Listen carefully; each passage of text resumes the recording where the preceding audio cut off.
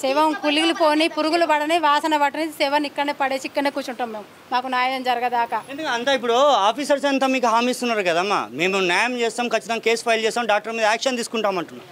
Sir చెప్తాడు కదా 25,000 ఇస్తాలని, doctor 25,000 ఇస్తాడమ్మా బాడీని తీసుకోపోవాలని చెప్తాడు.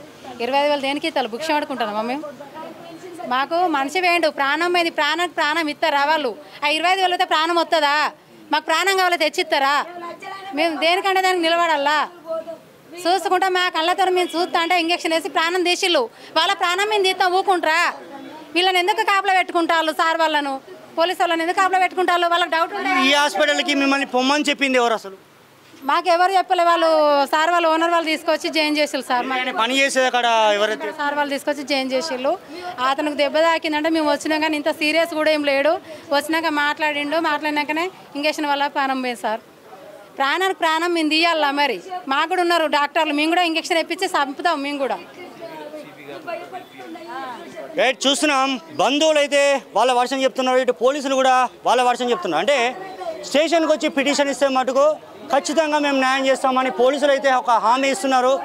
బట్ బంధువులు అయితే ఇప్పటివరకు డాక్టర్లు కానీ ఎవరైతే ట్రీట్మెంట్ చేసిండ్రో మనం చూస్తున్నాం, ఇక్బాల్ అనే డాక్టర్ ఎవరైతే ఉన్నారో తను ఇప్పటివరకు కూడా ఆసిఫ్ ఇక్బాల్ ఇప్పటివరకు బయటికి రాలేని సిచ్యువేషన్. కేవలం లోపల నుంచి ఇటు పోలీసు అధికారులతోటి కేవలం మాట్లాడుతున్నారు. 25,000 రూపాయల మీ అందరికీ ఇలా డబ్బులు ఇస్తా అని చెప్పేసి అయితే వాళ్ళు చెప్తున్న సిచ్యువేషన్ అయితే ఇటు పేషెంట్ బంధువులు ఆరోపిస్తున్నారు.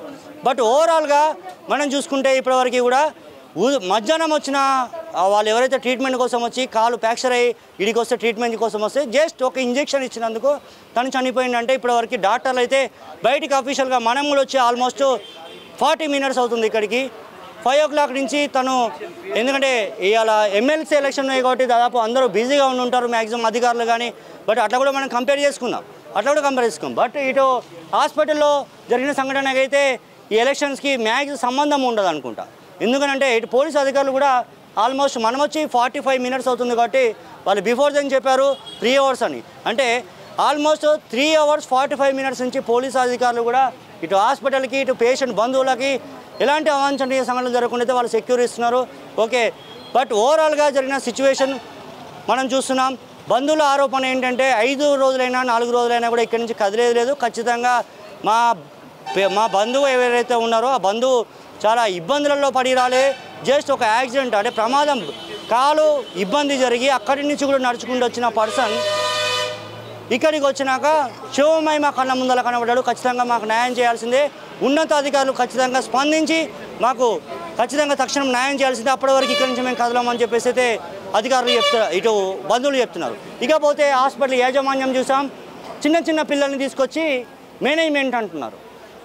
ఆల్మోస్ట్ చిన్న ఏజ్ వాళ్ళకి, చిన్న ఏజ్ పిల్లల్ని మనం ఇద్దరితో మాట్లాడించే ప్రయత్నం చేసాం. ఒక డాక్టర్ బంధువు బ్రదర్ అట, అదేవిధంగా ఒక చిన్న బాబు ఆల్మోస్ట్ తను కూడా హాస్పిటల్ ఇన్ఛార్జ్ అట. ఇలాంటి హాస్పిటల్కి ఇది ఇన్ఛార్జ్. డిఎంహెచ్ఓ గారు మీరు ఖచ్చితంగా దృష్టి సారించాల్సిందే ఈ హాస్పిటల్ మీద. ఎందుకంటే ఈ హాస్పిటల్కి అసలు పర్మిషన్ ఉందా? పర్మిషన్ ఇచ్చింది ఎవరు? డిఎంహెచ్ఓ గారు ఖచ్చితంగా మీరు ఈ హాస్పిటల్ మీద దృష్టి సారించాల్సిందే. మీకు ఈ 2 విజువల్స్ నేను పంపిస్తాను ప్రత్యేకంగా. ఈవెన్ మీ గ్రూప్లో కూడా మేము దాదాపు మీకు స్వయంగా వచ్చి చూపించే ప్రయత్నం చేస్తాము. ఎందుకంటే ఈ చిన్న పిల్లల్ని పెట్టుకొని మేనేజ్మెంట్ ఒక హాస్పిటల్ని ఎట్లా మెయింటైన్ చేస్తున్నారు సార్? ఖచ్చితంగా మీరు డిఎంహెచ్ఓ గారు దీని మీద రెస్పాండ్ కావాలి. ఖచ్చితంగా మీరు ప్రతి ఒక్క హాస్పిటల్ మీద ఇట్లా పేరుకు పుట్టిన ప్రతి ఒక్క హాస్పిటల్ ఏదైతే లీగల్గా లేని హాస్పిటల్స్ ఏవైతే ఉంటాయో ఖచ్చితంగా యాక్షన్ తీసుకోవాలి. ఈ యొక్క హాస్పిటల్ మీద కూడా ఖచ్చితంగా విచారణ మీరు జరిపించాలి. ఎందుకనంటే జెన్యున్గా జరిగింది ఏంటి, ఇచ్చిన ఇంజెక్షన్ ఏంటి, ఖచ్చితంగా మీరు ఒక్కరే న్యాయం చేయగలుగుతారు. పోలీసు ఉన్నది కదా అంటే వాళ్ళు పాపం కేసు నమోదు చేయగలుగుతారు, అంతమించి వాళ్ళు ఏం చేయలేరు. ఎందుకంటే ఫర్దర్ మూమెంట్ మీ దగ్గరే ఉంటుంది. ఈ హాస్పిటల్కి అసలు పర్మిషన్ ఉందా లేదా, డాక్టర్కి లైసెన్స్ ఉందా లేదా, ఖచ్చితంగా మీరు కేర్ తీసుకోవాల్సిన సిచ్యువేషన్ ఉంది. భవిష్యత్తులో మరొక పేషెంట్కి ఇలాంటి సిచ్యువేషన్ జరగకుండా ఖచ్చితంగా మీరు కేర్ తీసుకుంటారని మేము ఆశిస్తున్నాం. అసలైన తొలి వెలుగు. ఫాలో వాట్సాప్ @తొలి వెలుగు official.